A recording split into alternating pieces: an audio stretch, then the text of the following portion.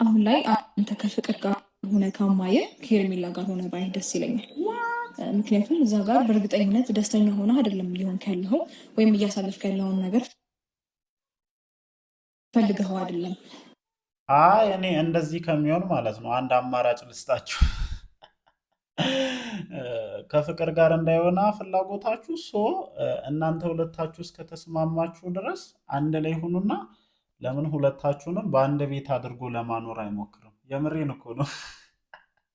እናንተ ሰዎች ምን አይነት ሀሳብ ነው በየቀኑ እየወለዳችሁ የምትመጡት? እኔ እኮ ግራ ገባኝ ማለት ነው። የምሬን ነው።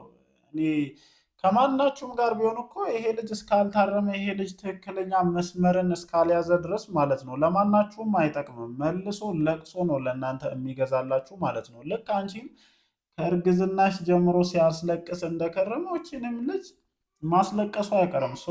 ለዚች ልጅ ለቅሶ እየጋበዝሻት ነው ወይ እንዴ? ምንድን ነው እናንተ የዚህን ያክል የምትጨነቁት? በቃ ከእናንተ ህይወት ይሄ ልጅ አልፈለጋችሁም ብሎ እስከወጣ ድረስ ከማንስ ጋር ቢሆን ምንድን ነው የዚህን ያክል ሊያስጨንቃችሁ?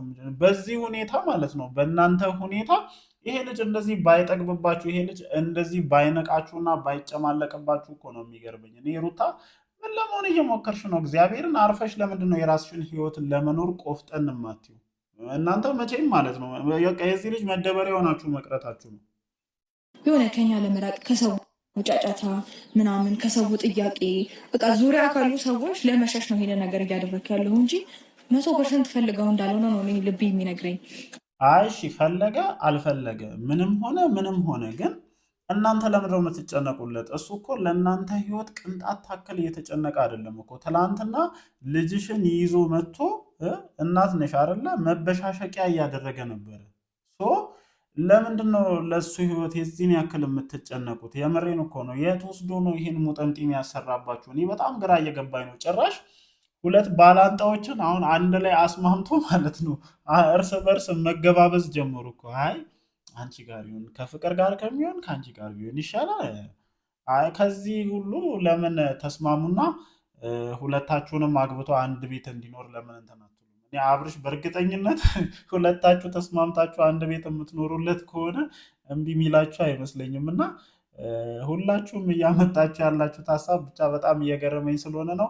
ለማንኛውም እንዴት አመሻችሁልኝ የኔ ውድ ፋሚሊዎች? ደህና ናችሁ ወይ? አለን እግዚአብሔር የተመሰገነ ይሁን። ዛሬም እንግዲህ በሰማናቸው ወይም ባየነው ቪዲዮ ዙሪያ እንደተለመደው ሀሳባችንን ልንሰጥ ተመልሰን መተናል። የዛሬው ደግሞ ትንሽ ጫን ያለ ነው። ጫን ያለ ማለት ነው። ጭራሽ እየተገባበዙ ነው። አይ በቃ ከፍቅር ጋር ከሚሆን ከአንቺ ጋር ይሆነ። አረ እናንተስ ትለያላችሁ። ለማንኛውም እስኪ ቪዲዮን እያየን እንደተለመደው ሀሳባችንን ጣል ጣል እናድርግበት።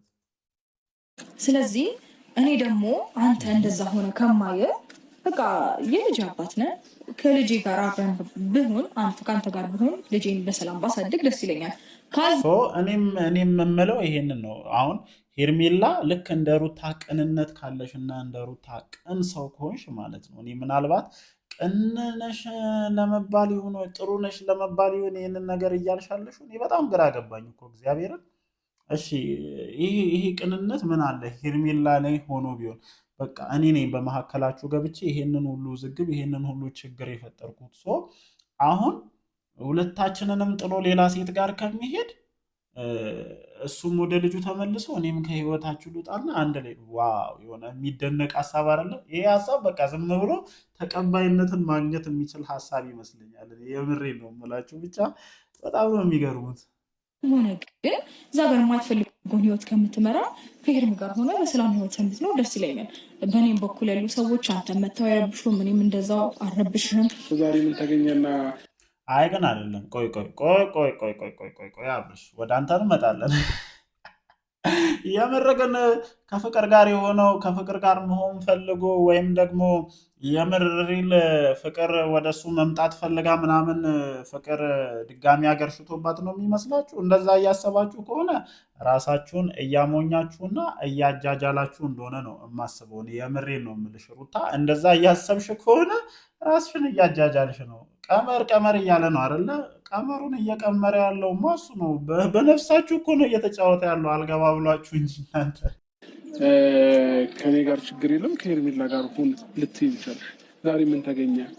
ምን አዲስ ነገር ኖሮ ነው? ይኸውልህ እኔ ይሄንን ሀሳብ አሁንም ሁለታችሁ አንቺና ሄርሜላ ምናልባት ምንም አታውቀዋል ልጅ ቀመር አስተምረሻት የሆነ ቀመራችሁ መጣችሁ። ምንም የማታውቀዋል ልጅ ቀመር አስተምረሻት ቀመራችሁብኝ መጣችሁ። እኔ ራሱ እውነቴን ነው። እኔ ራሱ እንደዛ ነው የማስበው። ምክንያቱም ይሄ ሀሳብ እንዴት ከሩታ ሊመጣ ይችላል? እኔ በጣም ግራ ነው የገባኝ። ሩታ ምን አስበሽ ምን ቀምረሽ ነው? እውነትም ይሄ እኮ በአንድ ጊዜ መተሽ አብርሽን ለሄርሜላ አሳልፈሽ መስጠት፣ ይሄ ከዚህ ጀርባ ቀመር እንዳለ እንድናስብ ነው የሚያደርገው። እውነቴን እኮ ነው እንዴ! ምን አስነክተውሽ ነው ሩታችን? እንዴ ምን ሆነሽ ነው? አመት ሙሉ ስትፋለሚያት፣ አመት ሙሉ ሞቼ ይገኛለሁኝ እንጂ ከአብርሽ ጋር አትሆኝም ብለሽ ዋጋ ስትከፊ የነበረችን ልጅ ዛሬ አምጥተሽ ከፍቅር ጋር ከምትሆን ከሄርሜላ ጋር ብትሆን። በነገራችን ላይ ከማንም ጋር ቢሆን ለአንቺ ያው ነው፣ በቃ አለ አይደለ?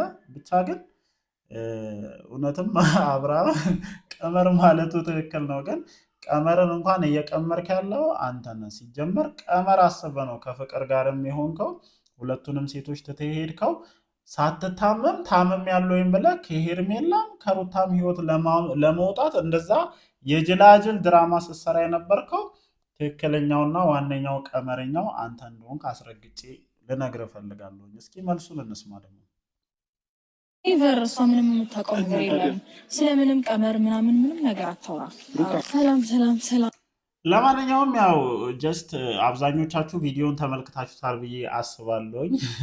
የቪዲዮ ሀሳብ እንደሚያሳየው ሩታችን የአብርሽ ቀደምት የመጀመሪያ ሚስቱና የልጁ እናት አሳልፌ ወደ ፍቅር ከምትሄድ ለሄርሜላ በሰጥ ይሻለኛል አይነት ይዘት ያለው ነገር ነው። እሱ ደግሞ ቀመር ምናምን እያለ ነው።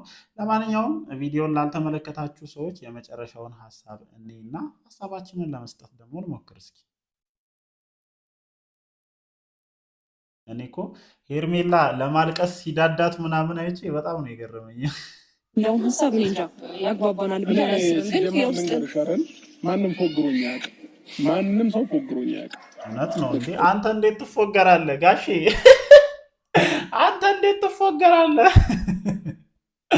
አንተማ እንዴት ትፎገራለህ? ይህን ሁሉ ህዝብ እየፎገርክና እያደነዘዝክ የምትኖር ሰውዬ፣ እነዚህን የመሰሉ አበባ አበባ የመሰሉ ቺኮችን አደንዝዘ ለማኝ አድርገህ ያስቀረ ሰውዬ አንተ እንዴት ትፎገራለህ? እውነትም ዛሬ ለመፎገር ያመጣችሁት ሀሳብ ሙሉ በሙሉ ውድቅ እንደሆነና አብርሃም እውነትም ማንም ሊፎግረው የማይችለው ሰው እንደሆነ በግላጭ ያሳየ እንደሆነ ነው እንደኔ የምረዳው። መንገድ እኔ ልፎግሩኝ አችሉም። ዛሬም ነገም አላዳምጣችሁ። ስለዚህ በጣም አመሰግናለሁ። አብረኸኝ እንድትሆን በጣም አመሰግናለሁ። አልደርስም፣ በቃ አትድረሱብኝ፣ አልደርስባችሁም። አያችሁ አይደለ? ክብራችሁን ማስናቃችሁ፣ ራሳችሁን ዝቅ ማድረጋችሁ፣ ሁሌ ለማኝ መሆናችሁ በአብርሃም ዘንድ እንደዚህ እንድትሆኑ ነው የሚያሳያችሁ ማለት ነው። እንደዚህ እንድትሆኑ ነው የሚጋብዛችሁ። ስለዚህ ውርደት ለመከናነብ ነው የመጣችሁት። ውርደታችሁን ተከናንባችሁ ተያይዛችሁ ሂዱ። ቅድምም ብየዋለሁኝ። አብራችሁ ሄዳችሁ እስኪ የሆነ ዝዋይ ደብረ ዘይት ምናምን ሪላክስ ለማድረግ ሞክሩ። የዛኔ ነው የዚህ ልጅ ነርቭ መንካት የምትችሉት። ጆሮ ካላችሁ የምታዳምጡ ከሆነ መፍትሄ ይሄ ነው። ለማንኛውም እኔ የሚሰማኝ ሀሳብ ይሄ ነው። እናንተስ በዚህ ቪዲዮ ዙሪያ ምን ሀሳብ አላችሁ? ሀሳባችሁን ኮመንት ሴክሽን ላይ አስፍሩልኝ። እወዳችኋለሁ። ይመቻችሁ።